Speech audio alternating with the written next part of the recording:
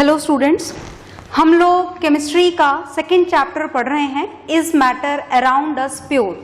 और इस चैप्टर में जो हमारा टॉपिक चल रहा है दिस इज सॉल्यूशन। तो सॉल्यूशन के बारे में बहुत सारी बातें हम जान चुके हैं पहले ही। आज कुछ बातें हम और जानेंगे, तो ध्यान से सुनिएगा। सबसे पहली बात जो आपको याद रखनी है कि जो सॉल्यूशंस होते हैं उनको आप ट्रू सॉल्यूशन भी बोल सकते हैं। Is it okay? और इन सॉल्यूशंस को ट्रू सॉल्यूशंस बोलने का कारण ये है that they are always homogeneous in nature. इनका नेचर हमेशा कैसा होता है? इनका नेचर हमेशा होमोजीनियस होता है, in which solute particles are completely dissolved in the solvent. Solvent में पूरी तरीके से डिसॉल्व हो चुके होते हैं। कौन डिसॉल्व हो चुके होते हैं? Solute particle. और सॉल्यूट और सॉल्वेंट जब दोनों आपस में पूरी तरीके से डिसॉल्व हो चुके होते हैं तो हम उसको क्या बोलते हैं? हम उसे बोलते हैं सॉल्यूशन। आ गई बात समझ में? ठीक है। सॉल्यूट और सॉल्वेंट के बारे में हमने कुछ बातें समझी थी कि सॉल्यूट पार्टिकल्स जो होते हैं that's are usually taken in the small quantity. जो कम क्वांटिटी में लिए जाते हैं उनको हम क्या बोलते हैं? Solute particle. जो ज्यादा क्वांटिटी में लिए जाते हैं उसको हम क्या बोलते हैं? Solvent. Is it okay? For example, अगर हम सॉल्ट सोल्यूशन प्रिपेयर करें तो जो सॉल्ट होता है it is usually taken in small quantity and therefore this salt is a solute। और जब आप इसे वाटर में डिसॉल्व करते हैं तो वाटर हमेशा कैसी क्वांटिटी में लेना होता है? ज्यादा क्वांटिटी में लेना होता है। और इस कारण से हम वाटर को क्या बोला करते हैं? Solvent, right? तो ये जो सॉल्ट है जब ये वाटर के अंदर डिसॉल्व कर दिया जाता है, डिसॉल्व प्रॉपरली हो जाता है, in that condition we will get this solution. क्या मिल जाता है हमको? सॉल्यूशन मिल जाता है। Is it okay? और इस सॉल्यूशन को हम क्या बोलते हैं? Salt solution, right? अब हमने यहाँ पर इस सॉल्ट सॉल्यूशन और ऐसे और भी ढेर सारे एग्जाम्पल्स हमने लास्ट क्लास में देखे थे। ये भी जाना था कि सॉल्यूशंस जो हैं it may be in the solid state, it may be in the liquid state as well as in the gaseous state, right? तो फिलहाल हमने जो सॉल्यूशन यहाँ पर लिखा है, अगर आप इसकी फिजिकल स्टेट जानना चाहेंगे तो दैट विल बी लिक्विड। और अगर इसमें सॉल्ट पार्टिकल के बारे में आप थोड़ा सा और जाने तो ये सॉल्ट पार्टिकल यहाँ पर क्या है? Solute particle. और सॉल्यूट पार्टिकल का यहाँ पर जो साइज होता है that is very small. Is it okay? Solute particle का साइज कैसा होता है? Very small. These solute particles are very small in size and especially when we are talking about the true solution, in that condition the solute particles are very small in size। ये बात हम जान चुके हैं। कितना छोटा होता है इनका साइज? इनका साइज होता है less than 1 नैनोमीटर। किससे छोटा? 1 नैनोमीटर से भी छोटा। मतलब आप इन सॉल्यूट पार्टिकल्स के बारे में अगर जानना चाहें और इनके डायमीटर का साइज अगर आप जानना चाहें तो this diameter is less than 1 nanometre.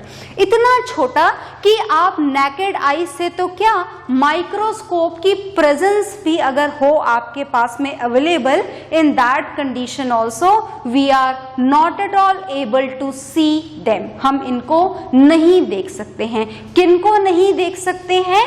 True solution में डिसॉल्व्ड सॉल्यूट पार्टिकल्स को नहीं देखा जा सकता। क्यों नहीं देखा जा सकता? 2 कारण हैं। पहला कारण, their size is very small, their diameter is less than 1 nanometer, and the second thing is that these solute particles are completely dissolved in the solution। Is it okay? और इन पार्टिकल्स के इतने छोटे होने के कारण एक नया इफेक्ट हमको आज पढ़ना है, एक नया कैरेक्टरिस्टिक हमको आज पढ़ना है सॉल्यूशन का, तो देखिएगा ध्यान से। हम जो नेक्स्ट कैरेक्टरिस्टिक पढ़ने जा रहे हैं सॉल्यूशन का, that is because of the very small size of solute particles. ये सोल्यूट पार्टिकल्स जो इतने छोटे होते हैं, उस कारण से एक सॉल्यूशन का स्पेशल कैरेक्टरिस्टिक हमको मिलता है। और वो क्या मिलता है देखिएगा। जैसे मानिए कि हमने ये कंटेनर यहाँ पर लिया और इस कंटेनर में हमने कोई भी ट्रू सॉल्यूशन फिल कर रखा है। आई होप अब आपको याद होंगे नाम ट्रू सॉल्यूशन के। आप यहाँ लेमनेड ले सकते हैं, शुगर सॉल्यूशन ले सकते हैं, सॉल्ट सॉल्यूशन ले सकते हैं और भी बहुत सारे एग्जाम्पल्स हैं, जानते हैं आप बहुत सारे एग्जाम्पल्स। तो हमने इस कंटेनर में क्या लिया है? True solution. Solution is always made at least with 2 components, कम से कम 2 components तो इसमें होंगे ही सही। One of them is solute and another one is solvent. Is it okay? और जो खास बात हमें पता है वो क्या पता है? That is the size of solute particles whose diameter is very small. How much small it is? Less than 1 nanometer. 1 nanometer से भी छोटा. Is it okay? और इस कारण से इतने छोटे छोटे पार्टिकल्स जो इसमें प्रेजेंट होते हैं, यहाँ आपको विजिबल हैं, पर याद रखिएगा नॉर्मल आप इस सॉल्यूशन के अंदर इन पार्टिकल्स को ऐसे नहीं देख सकते हैं। They are not at all visible as they are very very small, बहुत छोटे होते हैं। Is it okay? तो देखिएगा ध्यान से, अगर आप इस ट्रू सॉल्यूशन के अंदर किसी, जैसे मैंने यहाँ पर ये मान लीजिए टॉर्च ले लिया है। क्या ले लिया है? टॉर्च। और इस टॉर्च में से क्या निकल रही है? ये लाइट रेडिएशंस निकल रही हैं। क्या निकल रही है? ये लाइट रेडिएशंस। तो ये ट्रू सॉल्यूशन है। True solutions are always transparent. ये हमेशा कैसे होते हैं? ट्रांसपेरेंट होते हैं। Is it okay?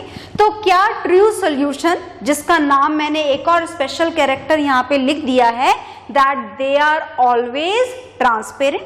तो क्या आपके हिसाब से इन ट्रांसपेरेंट सॉल्यूशन में से ये लाइट रेडिएशन जो इस टॉर्च में से निकल रही है, क्या ये पास हो सकती हैं?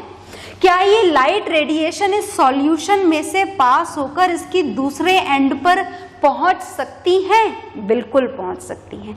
यही तो स्पेशल बात है ट्रांसपेरेंट मटेरियल्स की, that these are the materials through which light rays can pass easily. Is it okay? मतलब इसमें से लाइट रे पास होगी, बिल्कुल पास होगी, और पास होकर के दूसरे एंड से इस पर्टिकुलर कंटेनर की दूसरी तरफ आपको दिखाई देने लगेगी। अब बात यहाँ पर स्पेशल ये है कि ये लाइट रेडिएशन इस ट्रांसपेरेंट ट्रू सॉल्यूशन में से पास भी होगी और दूसरी तरफ बाहर इसका एमिशन भी हो जाएगा, दिखाई भी देगी। Is it okay? पर इस पूरे सॉल्यूशन के अंदर आपको लाइट रेडिएशन का पाथ दिखाई नहीं देगा। Is it okay? इसका क्या कारण है? इसका कारण ये है कि यहाँ पर ये जो पार्टिकल्स हैं, दे आर वेरी स्मॉल। ये इतने छोटे पार्टिकल्स हैं कि ये इस लाइट रेडिएशन को एब्जॉर्ब करके सारी डायरेक्शन में स्कैटर नहीं कर पाते। Is it okay? मतलब ये पार्टिकल्स ना तो लाइट रेडिएशन को एब्जॉर्ब करते हैं और ना ही इस लाइट रेडिएशन की स्कैटरिंग करते हैं। Is it okay?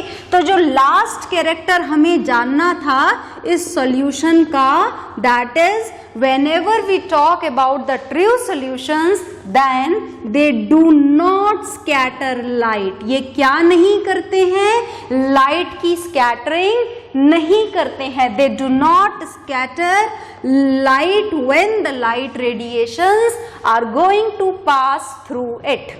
बात समझ में आ गई? क्यों नहीं हो रहा है ऐसा? स्कैटरिंग का मतलब तो समझ में आ गया ना। स्कैटरिंग का मतलब क्या है? जैसे इन पार्टिकल्स ने पहले लाइट को क्या करा? एब्जॉर्ब, और एब्जॉर्ब करके फिर उसे सारी डायरेक्शन में रीडायरेक्ट कर दिया, स्प्रेड कर दिया। This process is known as scattering of light, and for this process, for this phenomena, the particles are slightly, they should be comparatively bigger in size. Is it okay? इस काम के हो पाने के लिए इन पार्टिकल्स का साइज कैसा होना चाहिए? बिगर. पर यहाँ पर पार्टिकल्स का साइज कैसा है? स्मॉल. Is it okay? मतलब ये स्मॉल सॉल्यूट पार्टिकल्स ना तो लाइट रेडिएशंस को एब्जॉर्ब करेंगे और ना ही सारी डायरेक्शन में स्कैटर करेंगे. And because of that only we have to write down this character that they do not scatter light. और इसका मतलब क्या है? That means the path of light, whenever it is going to pass through the solution, then the path of light is not visible in the solution.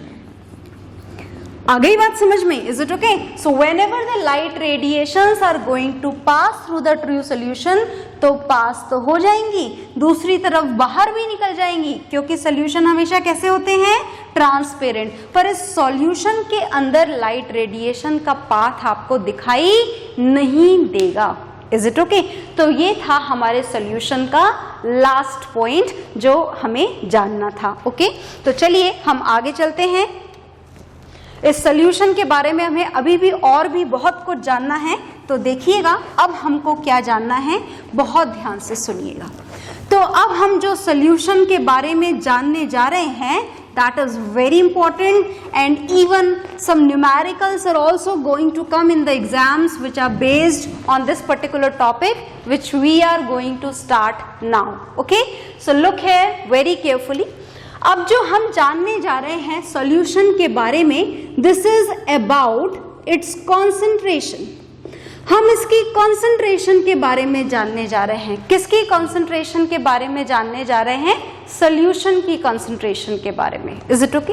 तो देखिएगा कि solution की concentration का क्या मतलब होता है. आखिर देखिएगा, सुनिएगा ध्यान से. This concentration of solution can be defined as the amount of solute particles, amount of solute particles which is dissolved in given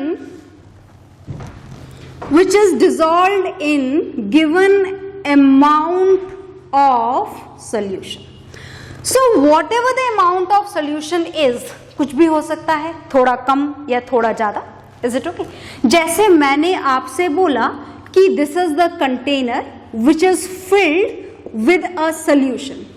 so whenever we talk about the solution, then you have to take it as the true solution which is a homogeneous mixtures with all the characteristic which whatever we have done. is it okay? सारे character इसके अंदर होने चाहिए. ठीक है, तो हमने यहाँ पर जो सोल्यूशन लिया है वो कौन सा सोल्यूशन लिया है? True solution. मान लीजिए कि आपने यहाँ पर सॉल्ट सोल्यूशन लिया है. कैसा सोल्यूशन लिया? Salt solution. इसका अमाउंट यहाँ पर मैटर नहीं करता, इसका अमाउंट कुछ भी हो सकता है. Is it okay? है ना?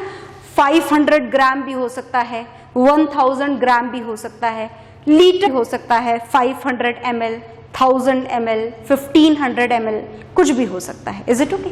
मतलब यहाँ पर इस सोल्यूशन का क्या अमाउंट है, इट डज नॉट मैटर. फिलहाल हमें ये नहीं जानना है.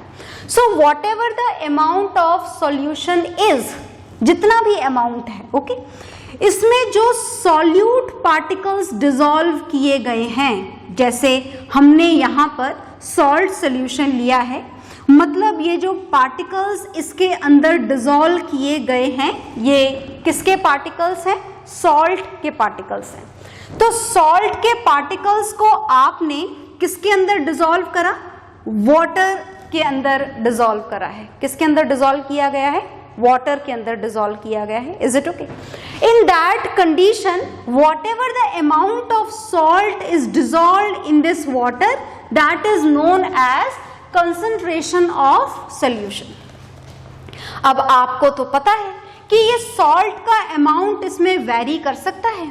आप चाहो तो इस पर्टिकुलर अमाउंट ऑफ वाटर में 5 ग्राम ऑफ सॉल्ट डिसॉल्व कर दो, आपको मन करे आप ज्यादा डिसॉल्व कर दो, 50 ग्राम ऑफ सॉल्ट डिसॉल्व कर दो, इज इट ओके? आपको लग रहा है नहीं और ज्यादा करना है, आप 100 ग्राम ऑफ सॉल्ट डिसॉल्व कर दो. So whatever the amount of salt is going to be dissolved in this particular solution, we will get the same. हमें सेम मिलेगा. क्या मिलेगा? हमें हर कंडीशन में सॉल्ट सोल्यूशन मिलेगा. Is it okay? पर on this basis, on the basis of amount of solute which is going to be dissolved in this solution, on that basis the solution can be divided into a lot of categories. Is it okay? Here we are going to know about the 3 categories. देखिएगा ध्यान से. First जो solution होता है, this is diluted solution या dilute solution भी आप इसे बोल सकते हैं. बात समझ में आ गई. और जो सेकेंड सोल्यूशन आपको देखना है, this is concentrated solution.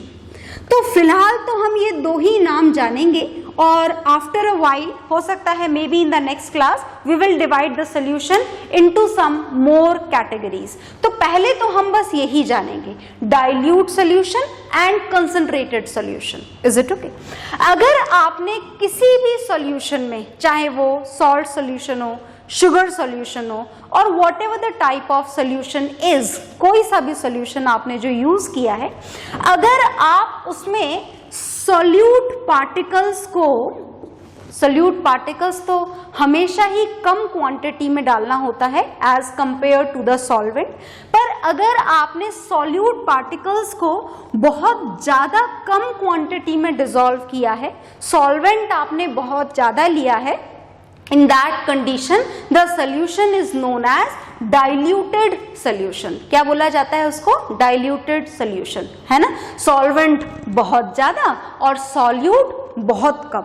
is it okay? उस कंडीशन में हम सॉल्यूशन को कौन सा सॉल्यूशन बोलते हैं? dilute solution. ओके? और अगर आपने सोल्यूट पार्टिकल्स को बहुत कम, सोल्यूट याद रखिएगा, सोल्यूट तो कम ही होता है सॉल्वेंट के कंपैरेटिवली.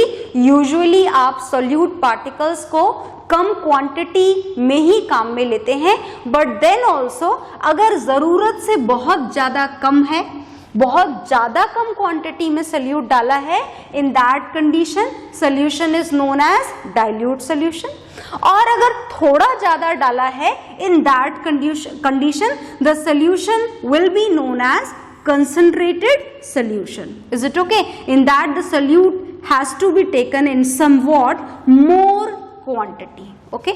तो आई होप आपको इतना समझ में आ गया होगा diluted solution and concentrated solution.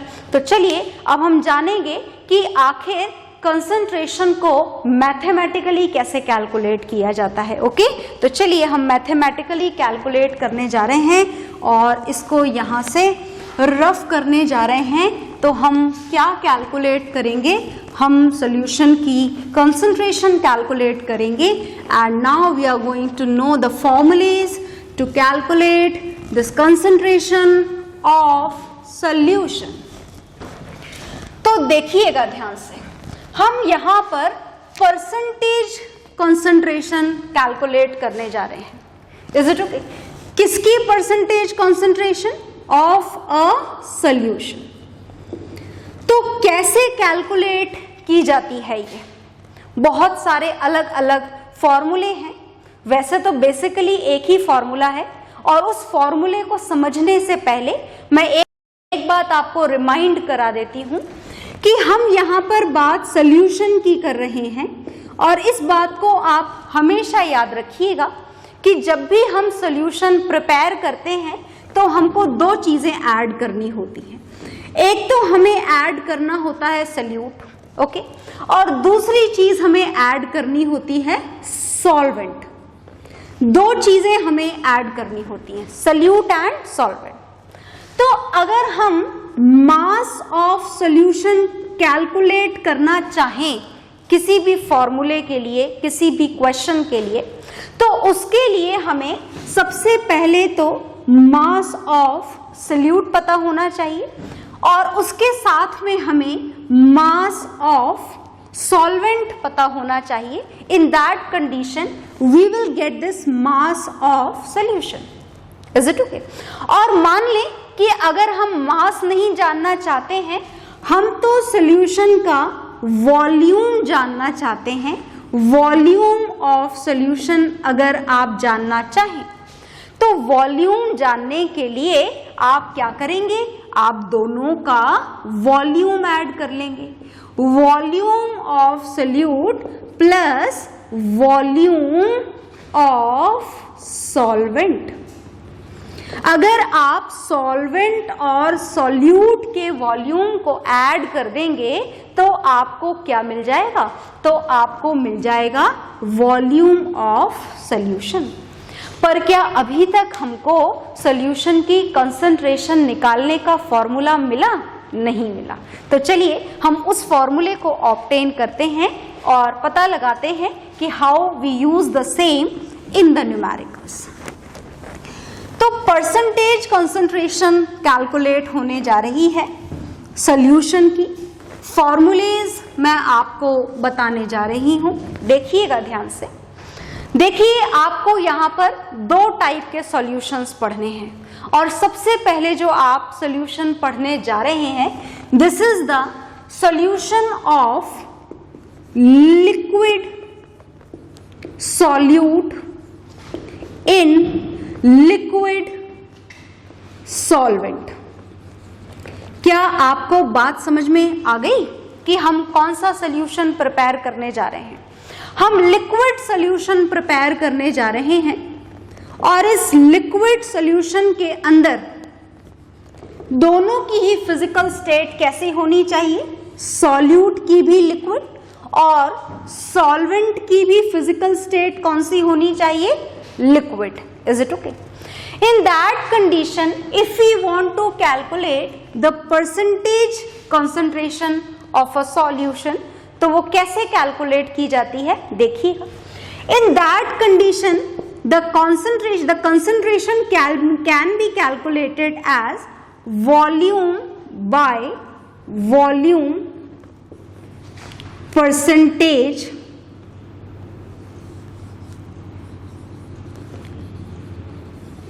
Calculation. और कैलकुलेशन किसकी हो रही है? कैलकुलेशन हो रही है कंसंट्रेशन की. तो देखिएगा फॉर्मूला कैसे यूज करना है आपको. फॉर्मूले के लिए परसेंटेज कंसंट्रेशन का कैलकुलेशन होगा यहां पर और उसके लिए फॉर्मूला देखिएगा. फॉर्मूला बड़ा ही सिंपल है, बहुत इजीली आप इसे न्यूमेरिकल में अप्लाई कर पाएंगे. For this formula first we have to know about the volume of solute, and this volume of solute particles has to be divided with the volume of solution. याद है ना?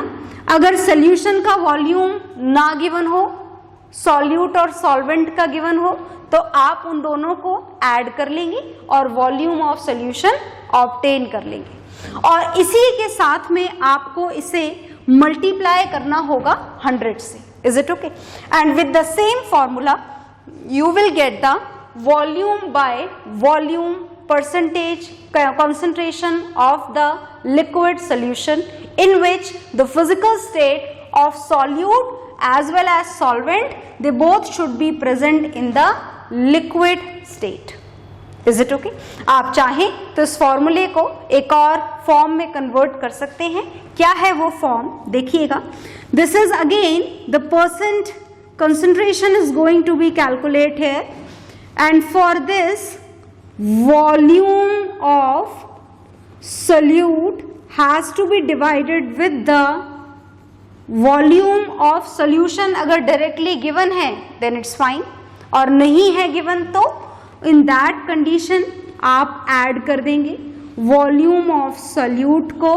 किससे add कर देंगे? Volume of solution से. और इस पूरी वैल्यू को what ever the value will be, जो भी आएगी उसको किससे मल्टीप्लाई कर देंगे? 100 से. और इसके साथ में जो आपकी कैलकुलेशन होगी that will be in the percent. Is it okay?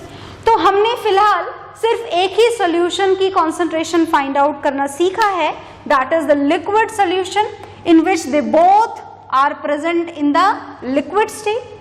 पर ऐसा जरूरी तो नहीं है कि ये दोनों हमेशा लिक्विड स्टेट में हो।